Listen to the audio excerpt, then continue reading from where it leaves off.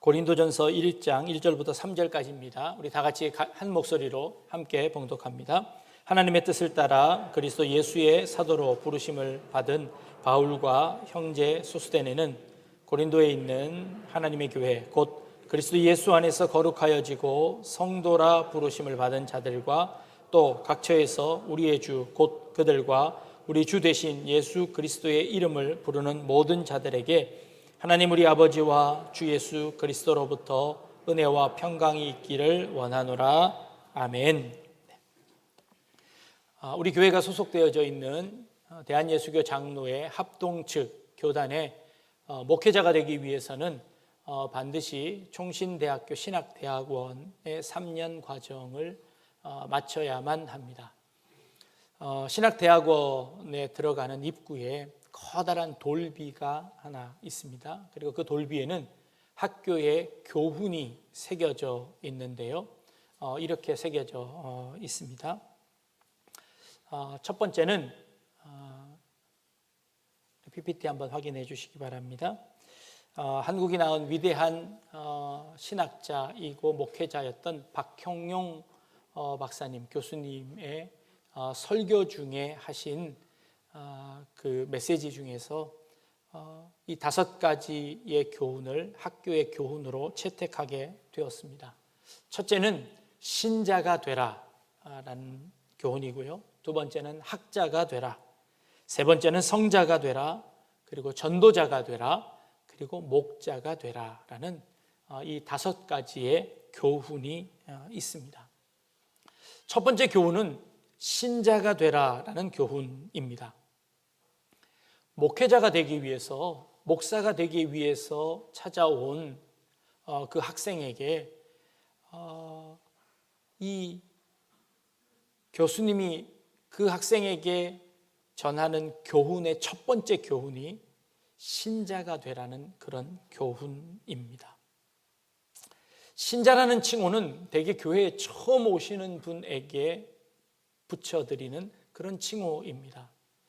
그런데 이 신자라는 이 칭호를 목회자가 되려고 하는 그 사람에게 첫 번째로 요구되어지는 덕목으로 신자가 되라라는 그런 교훈을 주고 있습니다. 신자란 무엇입니까? 믿는 사람을 뜻합니다. 무엇을 믿습니까? 하나님을 믿고 예수님을 믿고 성령님을 믿습니다. 과연 그 하나님을 믿는다는 것은 또 무슨 의미입니까? 성경에 보니 사탄도 믿고 떠느니라 라는 말씀이 있습니다. 믿는다는 것이 과연 그저 내가 하나님을 알고 교회에 다닌다, 종교 생활을 한다 라는 것이 정말 신자가 되었다라고 이야기할 수 있을까요?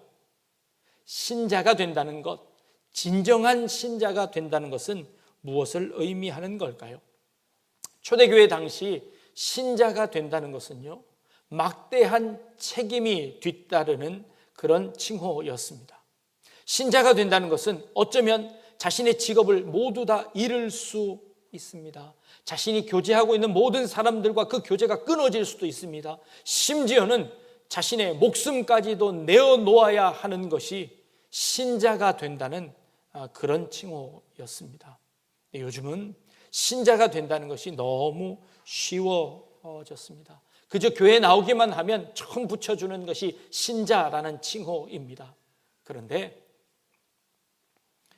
목회자가 되고자 하는 그 학생들에게 처음 요구하는 것이 참된 신자가 되어라 라는 그런 요구였습니다. 다음 달에 제가 세례식을 진행하려고 합니다. 세례를 받으려면 학습을 받아야 하고 그리고 또 세례를 받아야 합니다. 세례를 받는 것은 예수님을 그리스도로 고백하는 모든 자들에게 그냥 베푸는 것이 세례입니다. 그런데 이 세례를 받기 위해서 1년 동안이란 긴 시간 동안 교육을 해야 하고 서로를 점검하는 시간을 갖자고 하는 것입니다. 이런 제도가 왜 생겼는지를 역사적으로 조금 살펴볼 필요가 있습니다. 우리나라의 초기 선교사님들이 오셔서 복음을 전할 때였습니다. 떠듬떠듬거리는 그 한국말로 복음을 전했습니다. 그랬더니 그 말을 듣고 있던 시골의 순박한 우리 조상들이요, 이 선교사님이 다 복음을 전한 이후에 그래서 당신은 이 예수님을 믿으시겠습니까? 라고 물어보면 우리 선조들이 이렇게 대답했답니다. 아니, 저 멀리서 오신 저분이 저렇게 열심히 전하는데 우리 한번 믿어줍시다 하고 전부 다 예수 믿는다고 대답을 했다는 겁니다. 그리고는 선교사님이 떠난 이후에 그들이 믿는 것이 무엇인지도 알지 못하고 신자가 된다는 것이 무엇인지도 알지 못하고 금방 이 믿음을 떠나는 일들이 생겨지게 되었답니다. 그래서 그 다음서부터 세례를 베풀 때에는 교회에 나오고 나서 예수를 믿는다고 고백하고 나서 1년 동안 교회도 점검을 하고 스스로도 점검할 수 있는 1년의 기간을 두자는 겁니다. 그리고 그동안에 우리의 믿는 바를 잘 교육해서 우리의 믿는 것이 무엇인지를 확실히 붙잡을 수 있도록 하는 시간을 두자고 1년이라는 기간을 두어서 세례를 베풀게 되었습니다. 그런데 이 1년이라는 시간이 너무 기니 중간쯤에 이제 학습이라는 제도를 두어서 학습을 통해서 중간 점검을 하도록 하자는 것이죠. 그래서 이런 제도가 생겨지게 된 겁니다. 신앙생활을 한 20년 이상 하시던 분인데요. 어느 날 갑자기 어려운 일이 생겼습니다. 그리고는 주변에 어떤 사람이 당신 교회 가면 당신 자손들이 큰 화를 당할 겁니다. 라는 그 말을 들었습니다. 고민하기 시작하셨습니다. 그러다가 결국 신앙을 버리셨습니다.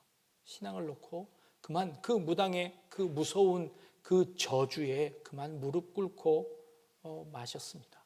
참 안타까운 일입니다. 그럼에도 불구하고 이렇게 신자가 된다는 것은 이렇게 쉽지 않은 일입니다. 세상의 유혹과 그리고 세상의 두려운 것들 가운데 그 모든 것을 떨쳐내고 그리고 그 책임을 감수해야 하고 그 책임을 감당해야 하는 그런 사람만이 신자가 될 수 있다는 것이지요. 그래서 우리 성도님들은 참된 신자가 될 수 있기를 바랍니다. 두 번째로는요, 학자가 되라는 겁니다. 그래서 우리의 신자들은 알아야 한다는 겁니다. 이 학자라는 것이 학문적으로 뛰어난 그런 사람이 되라는 것이 아니라 우리가 믿고 있는 것이 무엇인지, 우리가 믿고 있는 그 참된 신앙의 근본이 무엇인지를 알라는 것이지요. 참된 지식은 참된 신앙의 기반이 될 수 있다는 겁니다.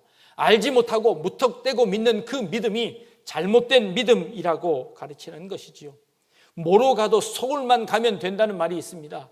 우리 무엇을 믿든 어떻게 믿든 천국만 가면 되는 것 아닙니까? 라고 말씀하실 수 있습니다. 그러나 그렇지 않습니다. 신앙은요, 뭐로 가면 천국 갈 수 없습니다. 우리의 신앙은 우리의 가는 그 발걸음 한 걸음 한 걸음이 모두 다 포함되어져 있는 것이 신앙입니다. 그저 목표만을 이루어내는 것이 아니라 그 목표를 향하여 걸어가는 그 과정, 모든 과정까지도 신앙이어야 합니다. 올바라야 합니다. 참되어야 합니다. 그것이 바로 참된 신앙이라고 하는 것이지요. 그런 의미에서 우리 모두는 학자가 되어야 하는 것입니다. 묻지마 믿음이라는 것이 있습니다. 묻지도 말고 믿으라는 것이지요. 감기 걸린 사람에게 소화제를 주고 이것은 아주 좋은 약이라고 하면 그 무슨 약인지도 모르고 먹고는 감기가 나은 경험이 있을 겁니다. 플라시보 효과라고 하지요. KBS에서는 이런 일도 있었습니다. 아주 화장품을 성분과 모든 것이 동일한 화장품을 한쪽에는 아주 고급 용기에 담고요, 또 한쪽에는 아주 싼 용기에 담아서 두 개를 이렇게 전시를 해 놓았답니다. 그리고 지나가는 사람들에게 모두 다 테스트를 해보라고 했지요. 어떤 화장품이 당신에게 더 잘 맞습니까? 라고 물어보았더니 이 비싼 화장품을 발랐던 사람들이요, 이 화장품은요 저의 피부에 아주 착 달라붙고 너무너무 효과가 너무 좋은 것 같습니다. 이 화장품이 훨씬 더 좋은 겁니다. 라고 이야기하더라는 것이지요. 그것이 무엇인지 알지 못하고 겉에 보이는 것들로만 인해서 그것이 좋은 것이라고 착각하게 되는 것이죠. 플라시보 효과라고 위약 효과라고도 합니다. 맞지 않는 약임에도 불구하고 그것이 좋은 약이라고 하면 그것을 먹고 좋은 효과가 나타날 수 있다는 것이지요. 반대로 아무리 좋은 약이라도 그것이 좋지 않다고 이야기하면 그 약의 효과가 절반으로 뚝 떨어진다는 것이지요. 이것을 믿음에 비유하면 어떻게 될까요? 돌팔이라도 이 이 병만 잘 고치면 되는 것 아닐까요? 그런데 그 효과가 그냥 그대로 일어날까요? 설령 계속해서 그런 효과들이 일어난다고 할지라도 반드시 부작용이 일어나지 않을까요? 믿음이라는 것도 여기에 해당되지 않을까요? 종교라는 것도 여기에 해당되지 않을까요? 믿어야 효과가 있다고 합니다. 믿지 않으면 아무 효과가 없다고 합니다. 그러니 무턱대고 믿기만 하면 우리에게 능력이 나타나고 그 믿음으로 인해서 천국 갈 수 있다고 생각하는 것이지요. 제가 아는 어떤 분 중에 의사이신 분이 나중에 신학을 하셔서 목사가 되셨습니다. 병원을 운영하시기도 하고 또 주일날은 교회에 담임 목사가 되셔서 말씀을 전하는 교회를 개척하신 분이 계신데요. 그분이 저에게 말씀하시더라고요. 자기가 의사도 해보고 목사도 해봤는데 의사보다 목사가 훨씬 더 좋더랍니다. 목사가 더 좋은 이유가 뭐냐고 물어보았더니 그러시더라고요. 의사는 자기가 병원을 운영하는데 일주일 내내 같은 병 환자들을 이렇게 돌보는데 너무 지루하다는 거예요. 그런데 목사가 되니까 매주일 다른 설교를 창의적으로 하니까 이 목사가 훨씬 더 재미있다는 겁니다. 조금 더 해보시면 그게 제일 곤욕이라는 것을 아실 텐데. 두 번째는요, 좋은 것은 의사로서 처방을 하면 그 약을 받아 가신 분들이 그 병이 낫지 않으면 그 다음에 찾아와서는 자기에게 막 욕을 한다는 겁니다. 이 돌팔이 같은 의사가 말이야 약을 줬는데 그 약이 하나도 듣지 않고 당신이 실력 없는 의사가 아니냐고 이야기한다는 것이죠. 그런데 목사가 되어서 아픈 사람에게 기도를 해주면요, 한 사람도 와서 항의하는 사람이 없다는 겁니다. 혹 항의를 하더라도 자기는 할 말이 준비되어 있다는 거죠. 이건 나는 열심히 기도를 했는데 당신이 믿지 않았기 때문에 효과가 나지 않은 거라고, 당신의 믿음이 없기 때문에 효과가 나지 않은 거라고 이야기할 수 있어서 의사보다 목사가 훨씬 더 좋다고 이야기하는 겁니다. 그렇습니다. 성도들이요, 목사에게 묻지 않습니다. 신앙을 질문하지 않습니다. 질문하는 순간 그건 경건하지 않다고 생각합니다. 의심을 가지는 순간 그것은 믿음이 아니라고 생각합니다. 그래서 묻지 말고 믿으라고 이야기합니다. 덮어놓고 믿으라고 합니다. 그것이 좋은 믿음이라고 합니다. 그런데 과연 그럴까요? 우리 묻지도 않고 또 질문도 않고 의심도 하지 않고 믿는 그 믿음은 어쩌면 미신일 수 있습니다. 어쩌면 잘못된 믿음일 수도 있습니다. 그런 차원에서 우리 박경현 박사께서 우리 신학을 시작하는 그 학생들에게 너는 학자가 되어라. 우리가 믿고 있는 것이 무엇인지를 늘 고민하고 그리고 늘 질문하고 그것에 따라서 우리의 삶을 늘 바꾸어 갈 수 있는 그런 학자가 되라고 말씀하시는 겁니다. 무턱대고 아멘 하는 것이 아니라 그 말씀이 내 삶에 어떤 의미가 있는지, 그리고 그 말씀에 정말 내 삶으로 내 인격적으로 승복하고 그 말씀에 동의할 수 있는지를 생각해서 우리는 아멘 해야 하는 것이죠. 그래서 아무도 아멘 안 하시는 건가요? 네. 우리의 믿음에는 이런 학자와 같은 질문이 있어야 한다는 겁니다. 잘못된 믿음은 오히려 우리를 더 좋지 않은 곳으로 우리를 인도할 수 있습니다. 고민해야 하고 질문해야 하고 따져 물어야 합니다. 그것이 참된 믿음이고 참된 신앙입니다. 그래서 개혁주의는 날마다 개혁되어야 한다고 이야기합니다. 날마다 우리의 신앙이 올바로 가고 있는지 질문해야 합니다. 우리의 교회가 정말 올바로 가고 있는지 날마다 우리 자신들을 돌아보아야 합니다. 그래서 그 교회가 하나님의 말씀 가운데 올바로 서 있을 수 있도록 노력해야 하는 것이 우리에게 필요하다는 것이지요. 세 번째는 성자가 되라라는 그런 교훈이었습니다. 사실 오늘 저는 이 5개 덕목 중에 이 가운데 있는 이 덕목이 가장 중요한 덕목이고 최고의 덕목이라고 생각합니다. 성도가 되라는 겁니다. 성자가 되라는 겁니다. 이것은 신자가 되고 학자가 되어서 결국 이루어야 할 덕목이 성도가 되는 것입니다. 성자가 되는 것이지요. 그리고 그 성자가 되면요, 성도가 되면 전도자도 될 수 있고요, 그리고 목자도 될 수 있다고 생각합니다. 우리 신앙인들의 최고의 정점, 우리의 신앙의 최고의 목표가 무엇이냐 하면 저는 이 거룩함이라고 생각하는 것입니다. 레위기서 11장 45절 말씀에 하나님이 이렇게 말씀하고 계십니다. 나는 너희의 하나님이 되려고 너희를 애굽 땅에서 인도하여 낸 여호와라. 내가 거룩하니 너희도 거룩하라 라고 말씀하십니다. 하나님께서 이스라엘 백성들을 그 애굽에서 구원해내서 가나안 땅으로 인도하신 그 목적이 무엇이냐 하면 그 가나안 땅에서 잘 먹고 잘 살라는 것이 아니라 내가 너희를 나와 같이 거룩한 사람으로 만들어내겠다라고 하시는 하나님의 목표가 있는 것입니다. 우리 신앙인의 삶 가운데서 최고의 목표는 바로 하나님을 닮아가는 것입니다. 하나님의 거룩하심 따라서 그 하나님의 거룩하심만큼 거룩해져야 하는 것이 이 성도의 목표라는 겁니다. 목사님, 그 일이 어떻게 가능합니까? 우리 인간이 어떻게 하나님처럼 되는 것이 가능합니까? 라고 말씀하실 수 있습니다. 거룩해진다는 것, 그것은 무엇을 의미하는 걸까요? 요즘 결혼식이 참 많아졌습니다. 제가 결혼식 할 때마다 주례를 보는데요. 주례 전에 신랑과 신부를 불러서 꼭 교육을 합니다.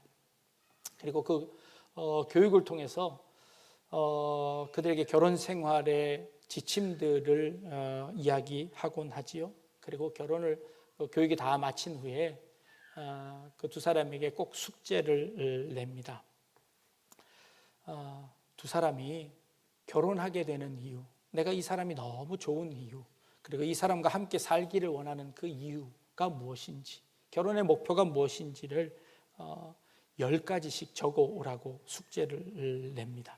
그러면 고민해서 저에게 숙제를 제출하는데요. 고민하다가 이런 답까지 보았습니다. 밥을 아주 많이 먹는 그 모습이 너무 예뻐서 결혼하겠다고 이야기합니다. 웃는 모습이 예쁘다고, 그러니까 그것이 좋아서 결혼을 결심했다고 이야기합니다. 언제까지 그렇게 웃어줄까요? 네. 그 친구들이 가지는 결혼을 해야 하는 이유가 무엇인지, 그 10가지 모든 제목들이 본인들은 그것 때문에 결혼해야 한다고 하지만, 그러나 주변 사람들이 볼 때 하나도 그런 조건 같아 보이는 조건이 없다는 것을 금방 알 수 있습니다. 그들에게 제가 하는 주례는 바로 거룩입니다. 이 거룩이 도대체 무엇입니까? 성경책 품에 끼고 천천히 걷는 것, 천천히 말하는 것, 그거 거룩입니까? 아닙니다. 거룩은요, 가장 기본적인 뜻은 구별이라는 뜻입니다. 거룩하다는 것은 구별되었다는 것을 의미합니다. 결혼에서 거룩이라는 의미는 첫 번째, 많은 남자들 가운데 한 남자를 구별해서 내 남편으로 삼겠다는 것, 그거 결혼입니다. 세상의 많은 여자들 가운데 한 여자를 선택해서 나의 아내로 삼겠다고 약속하는 것, 그거 결혼입니다. 그러니 그 결혼은 거룩입니다. 많은 사람들 가운데 한 사람을 구별해내서 그 사람과 사랑하겠다고 살겠다고 약속하는 것, 그 결혼입니다. 그러니 결혼은 거룩입니다. 세상 사람들이 다 쫓아가는 그곳을 따라가지 아니하고 하나님께서 내게 주신 그 사명을 감당하며 우리 두 사람이 손 맞잡고 기도하며 이 길을 걸어가겠습니다. 이 험한 세상 가운데, 이 자본주의 거센 물결 가운데 그 물결을 거슬러 올라가는 그런 사람들, 그런 가정 되겠습니다 라고 함께 두 손 잡고 기도하는 것, 이거 결혼입니다. 그래서 결혼은 구별입니다. 그래서 결혼은 거룩입니다. 두 사람이 함께 손 맞잡고 하나님의 뜻을 이루어내겠다고 약속하는 것, 그거 거룩이라는 것이지요. 혼자서는 이룰 수 없기에 하나님께서 짝지어 주신 그 사람과 만나 그 사람과 함께 힘을 합해서 서로가 서로를 거룩하게 하는 것입니다. 서로가 서로를 구별되게 만드는 것이지요. 그게 성도가 되는 것입니다. 하나님께서 우리 하나님의 자녀들을 성도로 부르셔서 세상과 구별되게 만드셔서 우리를 하나님의 자녀 삼으신 것, 그거 거룩입니다. 그래서 우리의 목표는 거룩이어야 합니다. 세상에 많은 신들이 있다고 합니다. 그러나 그 신 중에 가장 이 온 우주 만물을 만드신 분은 하나님이십니다. 하고 다른 신들과 구별해서 우리는 그 하나님을 섬깁니다. 이게 거룩입니다. 그리고 그 하나님께서 이 세상의 많은 사람들 가운데 우리를 구별해서 하나님의 자녀로 삼으셨습니다. 그게 거룩입니다. 그래서 우리의 삶의 목표는 거룩이어야 합니다. 내가 거룩하니 너희도 거룩하라고 말씀하셨습니다. 하나님의 그 거룩하심 따라 우리는 거룩하게 살아내야 하는 것이죠. 그게 바로 성도라고 하는 것입니다. 오늘 우리가 읽은 본문에요, 고린도 교회를 향하여서 사도 바울이 편지를 씁니다. 그리고 하나님의 사도된 내가 고린도 교회 예수 그리스도로 말미암아 거룩하여진 너희 성도들에게 편지하노라 하고 이 편지를 시작하는데, 그 편지의 서두에서 이 고린도 교회 성도들에게 성도라고 부르고 있다는 겁니다. 우리가 앞으로 보겠지만요, 이 고린도 교회는 참 문제가 많은 교회였습니다. 서로 분파가 생겨서 서로 시기하고 질투하고 그리고 음행이 있는 그런 교회였습니다. 그리고 그 고린도라는 도시가 우리가 지난주에 살펴본 것처럼 그렇게 타락한 도시였습니다. 그러나 그럼에도 불구하고 그 가운데서 예수 그리스도로 말미암아 너희는 구별된 사람이다 라고 이 사도 바울이 지금 칭하고 있는 것입니다. 이 세상 가운데 이 자리에 참석하신 우리 약대중앙교회 성도님들은 이 세상에서 구별되어진 한 분 한 분이라는 사실을 여러분 잊지 마시기 바랍니다. 그리고 여러분들의 삶의 정체성을 가지시기를 원합니다. 우리는 성도입니다. 그래서 성도가 되면 신자가 되고 그리고 학자가 되고 그리고 전도자가 되고 목자가 될 수 있다는 것입니다. 그래서 그 중심에 성자가 되라는 이 말씀이 있는 것입니다. 우리는 세상 사람들과 다른 사람들입니다. 자본주의에 몰락되어 버린 그런 사람들이 아니라 세상의 거칠은 물결을 거슬러 올라가는 그런 거룩한 성도임을 우리는 늘 잊지 말아야겠습니다. 성도가 된 이후에 그 다음에 직무로서 해야 하는 일로서 집사가 있고 권사가 있고 목사가 있고 장로가 있는 것이지, 이것이 마치 무슨 교회에 오면 계급처럼 단계가 있는 것이 아니라 우리 교회에 속한 모든 사람들은 성도여야만 합니다. 우리 모든 사람들은 성도로 부르심을 받았습니다. 이 성도가 먼저 되어야 합니다. 이 성도로서 부름받은 우리의 사명을 깨달은 이후에 그 다음 직무가 필요한 것이죠. 그 다음 해야 할 일들이 있는 것입니다.